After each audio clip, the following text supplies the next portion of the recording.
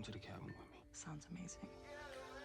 We are officially back at the cabin, y'all. Things will get messy and secrets will be revealed. Ladies and gentlemen, welcome to the Lawrence Report. And on tonight's broadcast, we're discussing episode 6 of All-American. Yes, we are back with a cabin episode. I always love these cabin episodes on All-American. This wasn't necessarily my favorite, but I understand why they did it this way because it was needed. Everybody in the vortex was hiding some type of secret that needed to be put out there. So again, I completely understand why. But for me, this episode, if I had it rated, for me it was a solid 8 for me. So please feel free to drop your ratings in the comments. So let's get into it, y'all. Cabin episode. Let's get it, y'all. And yes, this cabin episode was absolutely needed because everybody has been hiding secrets, Liv admits that she wants to go back to London, to live her life over there. She's thinking about moving back. Spencer doesn't tell Liv that he's basically taking some extra classes, so he can graduate early, right? Layla doesn't mention to Jordan that she's off her dependence, her meds, right? Jordan mentions that, well, my main goal, I still want to, marry Layla and things of that nature, and Patience is still dealing with Miko, and Coop mentions that she wants to end up passing the bar. So I love how everybody basically took turns, revealing some of their deep inner thoughts that they didn't necessarily share with their other partner. So we see Spencer and Coop, they're talking, right? And Spencer has a lot on his mind. He has an assignment, what is, I think it was called What Makes a Relationship Work, right? That's the assignment he's working on because he's trying to graduate early, right? And shout out to Dion. Dion put that nugget in his head to be like, yo, you still can play football.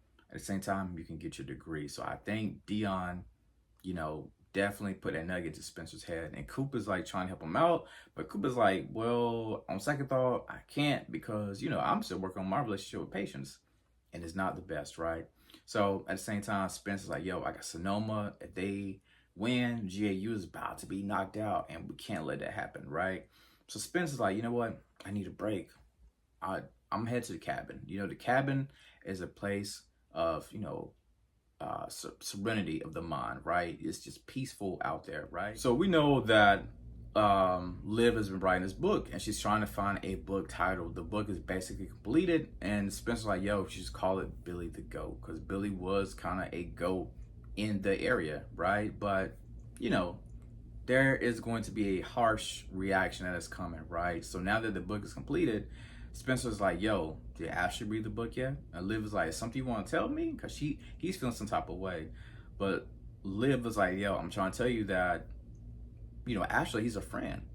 And Spencer's like, are you sure? Because I don't know if he knows that sometimes. I'm just paraphrasing here, right? But she's trying to reassure him that Ashley is literally just a friend. So Spencer's like, yo, why don't you come with me to the cabin? Let's get away. They're on their way out the door. Here comes Coop. Coop is like, yo, is it cool if I bring Patience? Because she's trying to escape all the Miko drama. It's like, cool. Then here comes Jordan and Layla. Now we thought that Spencer, the look that he gave Liv was like, yo, how many more people are we going to continue to invite, right? Because Layla and Jordan come over talking about their roommates having trouble, they're fighting. Spencer's like, yeah, why don't y'all come? More than merry. At this point, we might as well invite Dion, Dylan, Grace. Like, who else wants to come to the cabin? Like, it's just not the vortex. Let's invite the whole crew. That's how Spencer was really feeling. So this cabin trip just got even more interesting. Now, considering that you are heading to a cabin trip, right? You kind of just want to be around the people that you are with. So shout out to Coop. Coop was a real MVP. And what I mean is she disconnected the Wi-Fi, right? Again, when you're out with these type of trips, you kind of want to just put your phone down and just get away from the world and just focus on each other. Because we know if the Wi-Fi would have been working, Spencer would have been on his computer. And Jordan, for example, would have been trying to continue to look at ESPN for the latest update of the game. So shout out to Coop for making the cast, well, not the cast, but the Vortex do, what they're supposed to do, and that is to communicate. Just like she said, how they used to do it back in the day. Whenever their parents didn't have Wi-Fi, it was them communicating. So I love Coop for doing that right there. Now, as they continue to go around the room, everybody lists all their goals and the secrets that are unfortunately revealed. Some of them are harmful. Some of the secrets are actually good. Like I said, with Coop, wanting to do her thing with the bar.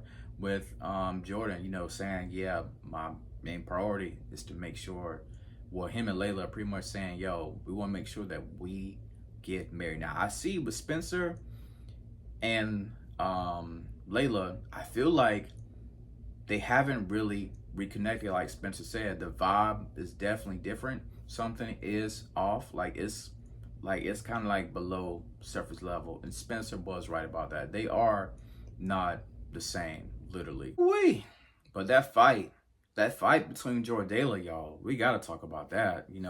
She basically has been listening to Ryan, right? And Jordan felt some type of way. He's like, well, why are you listening to Ryan? Because Ryan mentioned, I think, that his sister was kind of off the depressants for a while, because I can't remember if he said it was making her more messed up mentally or something like that. But Layla's like, okay, well, I'm just gonna take a break from my depressants, right? And she didn't tell Jordan about it. And they got into this big argument, this big fight.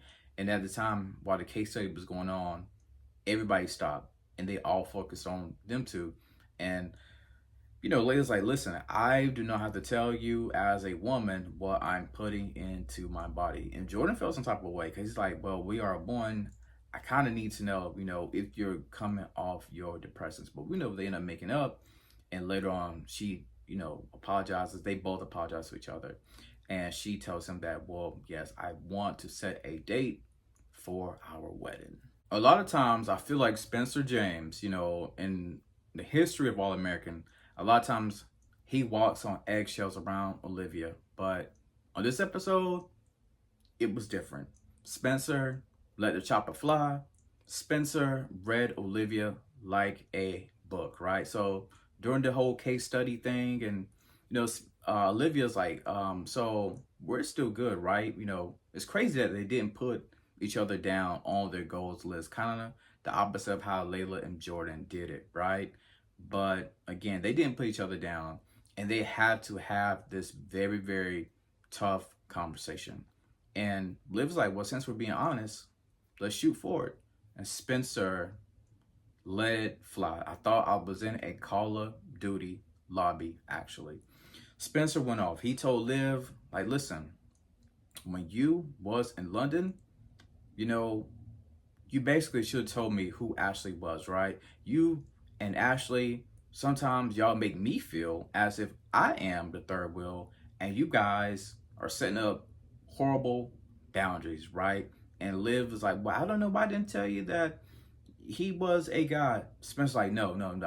Deep down inside, you knew you're supposed to tell me who he was, because you didn't want to risk the jeopardy of losing the friendship, basically, right? And Spencer felt some type of way, because again, how difficult would it have been for Liv to have been like, yo, I do have a close friend over here. His name is Ashley. He made a comeback to the United States. He's a real cool dude. I want you to meet him. He's into art. I think you two have a lot in common. Simple. As a man, I would have been like, okay, cool. That's what's up. I can't wait to meet him. But Spencer went off. Now we know, in the end, Olivia and Spencer, they apologized to each other.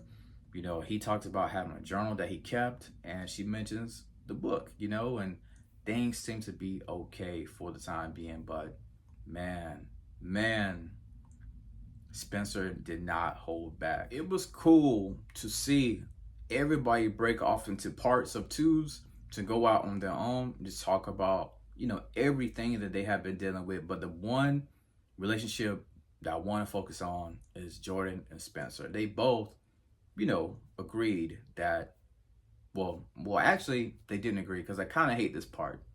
I kind of hate how Spencer always has to be the big man, right? And I feel like Jordan never really takes any responsibility of his own, you know.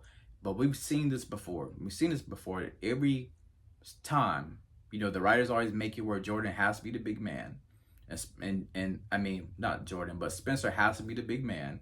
And Jordan just goes on about his merry way. I hate that. I hate that right there, because sometimes I feel like Jordan does have a certain responsibility, but he is always able to escape it. I guess it's due to the writing. That's the only thing I can think of. It's due to the writing. It seems like sometimes that Jordan is never in the wrong, but they finally made up, so we don't have to worry about this whole frenemies relationship anymore. They are back being brothers. They iron things out. They back to being boys, so I'm happy about that. Also, we cannot forget this right here. We know that the main portion of this episode was all about the cabin, but also Laura's mother comes to pay a visit. Now, I wasn't feeling Laura's mother in this episode because she is basically telling her daughter that, well, you know, Billy died over a year, so it's time for you to speed up the process and get back out here and start dating. I think the mother forgot that, you know, when it comes to, you know, your spouse dying, it could take years to go back and date. And sometimes people never date or remarry another person. So I wasn't feeling Laura's mother in this episode. Not to mention, I was happy to see this guy. I was happy to see my guy, GW. He was back in town. And it looks like Laura's mother and GW basically, you know, was trying to come together to get Laura on some dating websites, right? And they both shared stories about how, you know, GW, how he moved on and from his former wife, and how Laura's mother, she moved on from her former man. But again, it takes time. It takes time. So I'm glad Laura is going at her own pace. But one thing I did not expect was to see GW and Laura's mother in the end getting all cozy. As we get closer to the end, you know, we see that Laura's talking with Coop. She's talking about this case, you know, with Miko, that those lawyers, they about to come even harder. But I absolutely hated this for Layla. You know, Layla and Jordan, you know, they're trying to basically escape their roommate, right? And they're like, yo, let's go to the lounge, let's check it out. When they get to the lounge is completely destroyed. I hate that for Layla because she worked so hard as a business owner. So I'm left with the question, who did it? Was it Miko? Was it possibly Brian? He wouldn't trash his own lounge that he helped create, right? So I'm pretty sure it's Miko. They gotta give Greta an Emmy for her final scene. She went off when it came to the emotion. Oh my God. My heart, but as I'm watching this live, my heart absolutely ripped into shreds for Layla. And even Jordan, his facial expressions, oh my God. I just hate that for Layla. But we're going to see. We're going to see what's going to happen on this next episode. And I did see in the promo, looks like Ashley and Spencer may be potentially going at it. Seems like that storyline isn't going away just yet. But we're going to see on the next episode of AllAmerican. So, as always, thank you for tuning in to the Lawrence Report.